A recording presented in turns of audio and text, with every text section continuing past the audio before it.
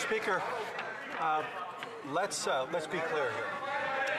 Surely these members. Oh, I really want to hear this. I really want to hear this.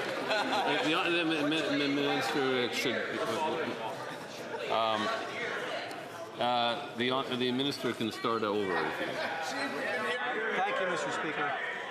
Mr. Speaker, surely the members on the opposite side, including those who have distinguished service in the Canadian Armed Forces, they are not suggesting that we continue to put the pilots of these aircraft in, frankly, harm's way. They know these planes have got to be replaced. They know this assessment's ongoing. And lest I... It's still too noisy. Still too noisy. Still too noisy. Does the minister have more to say, or did... Okay. Okay. Well, pardon? I know I can't hear either. So the minister, now that it's a little quieter, now that it's a little quieter, now that it's a little quieter, or just a little bit quieter. Yeah. Before, everyone in the House was calling for quiet. The honourable.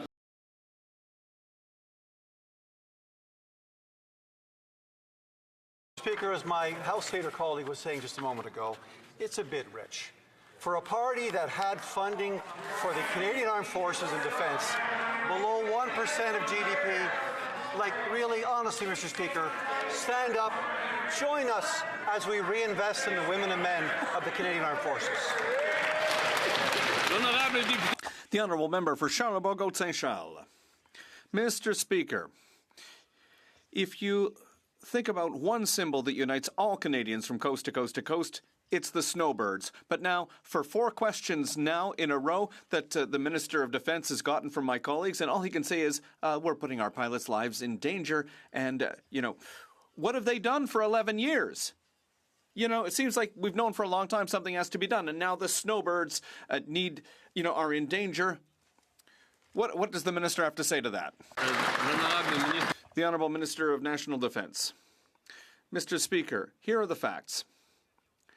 The Tudor aircraft fleet was put into service in the 1960s, and it is coming to its end of life in the coming years. The member knows it. He's known it for a long time. The snowbirds continue with demonstrations with the Tudor flight, and they will continue to do so as long as possible and as long as it's safe. The snowbirds are determined to continue with their performances. The member knows that. We continue our good work. The Honourable Member for Beauport-Limoilou. Mr. Speaker, yesterday marked a historic moment.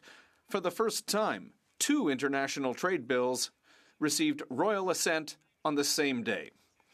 These 2 agreements with Indonesia and the United Kingdom provide for the gradual reduction of many tariffs, with the aim of improving market access and the competitiveness of our businesses. As the Member of Parliament for Beauport-Limoilou, I know that this trade diversification is essential for Quebec City's small and medium-sized businesses and workers. Can the Quebec Lieutenant explain how these agreements will help SMEs in Quebec City and across the country grow, export, and create good jobs here at home? The Honourable Government Quebec Lieutenant. It's an excellent question. I'd like to thank my excellent colleague from Beauport-Limoilou, first of all, for the work that he does on the international trade. And it's clear, exports in goods and services outside the United States went up by $33 billion over the last year, but we're not finished, Mr. Speaker. As he said yesterday, 2 historic agreements with Indonesia and the United Kingdom came into force. That represents 350 million new clients and new opportunities for our businesses. For Quebec, this means access to an Indonesian market that's worth billions of dollars for the forestry sector, the aerospace sector, and the pharmaceutical sector. It's good news. South Kelowna. In British Columbia, land title certainty is foundational. Families buy homes, secure mortgages, and plan their futures on the strength of our land registry. But today, homeowners in Richmond are being told that certainty no longer exists because of the Cowichan decision. That ruling followed a federal choice. The Liberal government instructed its lawyers not to defend private property property rights in court. In 2019, the Liberals adopted Litigation Guideline 14, telling federal lawyers to avoid defending property rights. That directive is still in force today. Why is the Prime Minister choosing Liberal ideology over British Columbia homeowners by continuing to tell federal lawyers not to defend their private property rights? The Honourable Minister for Crown Indigenous Relations. Thank you, Mr. Speaker. The Cowichan case is still in active litigation, and we're not going to talk about our legal strategy on the floor. However, what we can talk about is the public agreements, which the Conservatives have called secret, the Musqueam agreements. They're available online, and I encourage my Conservative colleagues to read them. These agreements did not appear overnight. In 2017, Musqueam and Canada signed a Memorandum of Understanding. And in February 2026, that work evolved into a framework agreement. However, it's not a title agreement, it's not a land claim, so let me be absolutely clear, the agreement does not affect Canadian. The Honourable Member for Abbotsford South Langley.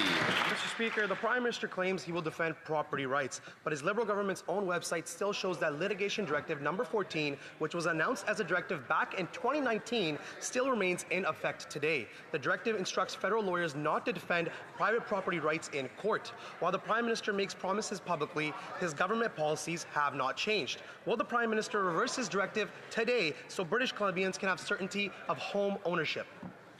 The Honourable Minister of Veterans Affairs. Mr. Speaker, let's be clear. What is happening with the opposition is they are creating